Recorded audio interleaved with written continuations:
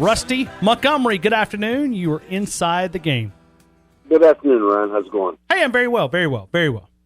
I keep looking for you on the 102 signal, but we're not able to get you here in Montgomery. Yeah, and matter of fact, I drove the route over the weekend, and we're on in Prattville. Our signal reaches to Prattville, but it's got to stop somewhere, and it stops right before you get in Montgomery. There's a big, powerful station coming out of Columbus, Georgia. Well, and that's good for Columbus. It sucks for Montgomery because I think you've got an excellent show, and there's a tremendous amount of Alabama fans down here that I think would love your show if they ever got the chance to hear it, as well as Auburn fans and college football fans in general. Well, we just love college football, and I know we take our little jabs at Auburn, but we have fun, and that's what makes this rivalry so special. And I take a lot of elbows. If we're playing basketball, I tell you what, you better guard it because I'm slinging an elbow, and I take a lot of shots at your callers. But you got a very unique group of callers. You got Biscuit Bruce on next; he's a good one, and there's some of them that's not quite so good. But you've got a very interesting caller list, and they're dedicated to you. That's what makes it a good show. Thank you. You're talking about the quarterback. I've got two sons and two daughters, and my youngest son's 17. The others are 22 and up to 28, and I've encouraged all of them not to get married. I mean, enjoy your life. You got plenty of time to get married and settle down. I mean, but you do as you do, and whatever it is, I'll support you, and as long as you're happy and healthy, that's fine. Sure. But, I mean, it can lessen the distraction, and that it can create a distraction, and I think it's all in the player's mindset going in. How bad does he want to be the starting quarterback at the University of Alabama? And I think that answer is very bad. Well, the key word is distraction. What I would, I don't know, to each his own. Every kid's different, every boy's different, every girl's different. You do your thing, but the one thing I will tell them all, you're just so much in love. But you know what? You love a McDonald's hamburger and a Dreamland sandwich, and you love Chevrolets and Toyotas. It's funny how, when you're that young, what a year. I'll encourage all people to do this. Write down your thoughts about all your things right now. I mean, the things that mean the most to you. And then a year from now, open them back up and see how much you've changed, because you will. No doubt. No doubt. I agree with that totally. You may not change completely, but what you may be is more open-minded. But, I keep hearing people talk about Nick Saban being the czar of college football. Do you think that that's a good choice? I mean, do you think that man is worthy of something? Is anybody worthy of being the czar of college football?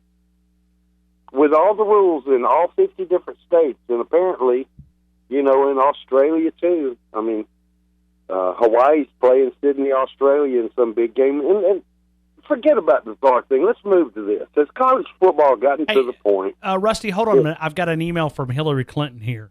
Oh, goodness gracious alive. I mean, what a train wreck that whole deal is up there. Sorry, I didn't mean to distract you. I was just responding to an email. My apologies. Go ahead. But has college football gotten to the point that it needs, what is this? Is it Tennessee and Vanderbilt playing at Bristol Speedway? Virginia Tech in Tennessee. Same difference. Could you imagine all them country hillbillies from Tennessee inside a NASCAR race stadium? Well, but why are they doing stupid stuff like that? The game is already selling. You want to know? TV, brother. TV. Oh, I know it. But TV cameras, these other places are already set up. I mean, I just can't imagine. They did the same thing to NASCAR when they wanted to take it all over the world and show it to everybody, and it killed their rating. It's not the same sport. And I just don't know that college football needs that kind of window dressing. The games speak for itself. Tennessee, Virginia Tech is a good game in my mind. Sure it but is. Not as a place. Alabama doesn't need to be playing in, quote, Jerry's world. I mean, they ought to be playing that game in Tuscaloosa or Southern Cal. I mean, those are when Auburn and Alabama got to doing the home and home thing in Tuscaloosa and Auburn, I thought that was great for Tuscaloosa. And well, it was great for the local economy. I mean, it's forget Birmingham. I mean, Birmingham was out for Birmingham, and it was an Alabama town, no doubt. But yeah, I mean, if you're dependent on the local people to help you, then give something back to the local people. And you're not doing that in Dallas or Bristol or any of those places. I totally agree, and I've been a huge advocate for more home and home series, whether it's here and there, and you come back to Tuscaloosa, the Kent States and the Western Carolinas and the Chattanoogas. There's nothing for that for a fan. It's boring for players. It's boring for coaches. It's boring for the fans, and it's a bad game. Bad. It's bad because for what they're just about priced average working class families out of the stadiums anyway. Sure they have. But those games deserve to be on campus for your fans, and I just don't get it. But I understand the TV money and the millions and all those kind of things. But really, is the game? It's the same game without all that money, isn't it? It is. It is. And I really, Rusty, I really look at the risk of pushing the average fan because we don't realize what it's truly doing. You're getting that corporate dollar, but you're pushing the guys who buy clothing, everything. Who support not just your football program, but other programs on campus. Sure, and it's turning that average fan away. The average fan supports it, blood, sweat, and tears, and corporate America will turn their back on. Look at the way corporate America treats some of these players that do all the endorsements at a hint of an allegation without any proof whatsoever. They turn their back on them in a minute, and that's what corporate America does best. And you are, when you take the average working class people out of the mix, you have made a tremendous mistake because those are the salt of the earth people. What's your next call? Biscuit Bruce. All right, good stuff. Thanks, Rusty. Never met him, but I guarantee you he's one of the salt of the earth. Good stuff. Rusty in Montgomery. Biscuit Bruce, you're next. You're inside of the game. Good afternoon. Always great to be on Tide 102.9 with multi-award-winning sports talk show host Ryan Fowler. And listen to Rusty complimenting you, man. I mean, that's... Well, we can go at it, and we're going to have difference of opinions, but at the end of the day, we're pretty much, our beliefs are pretty much the same, somewhat. But Rusty's a good caller. It's just at times that we all do. Hell, excuse me. I mean, I get carried away at times. I mean, I cut my radio on today. I told Money I thought I could listen to a marriage camp show. But, that's what makes the game what it is. And, for the most part, he has a lot of good points. And,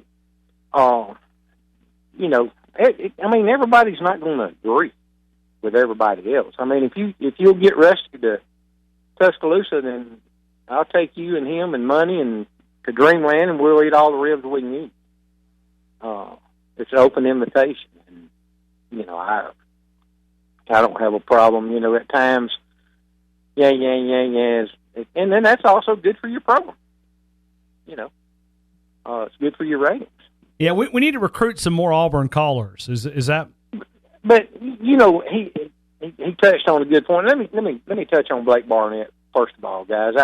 I know a lot about his background, probably more than most.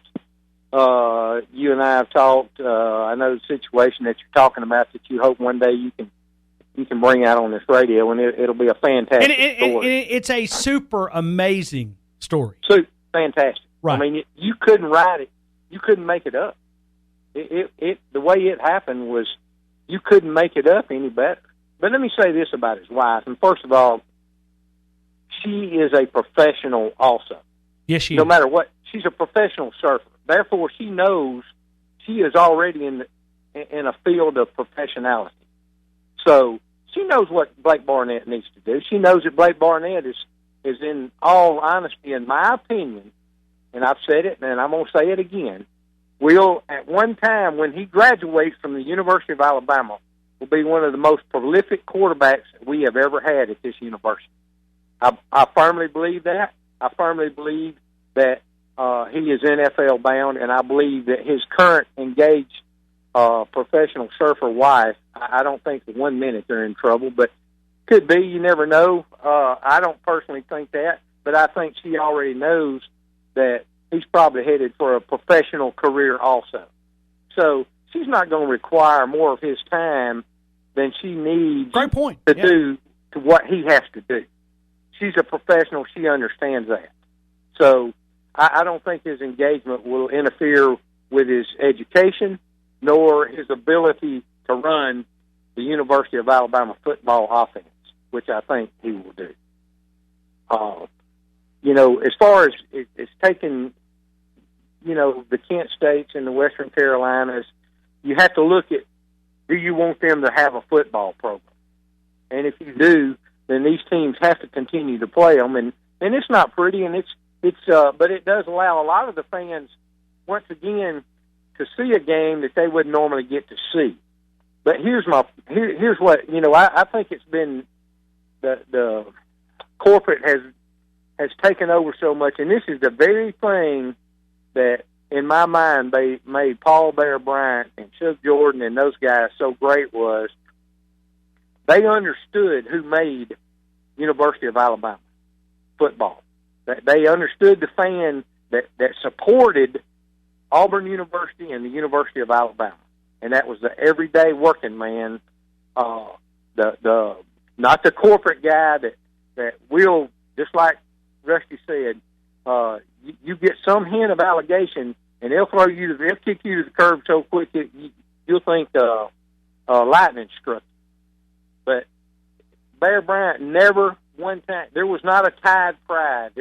And he could have established that, and he could have demanded that as well as Auburn's program at that time.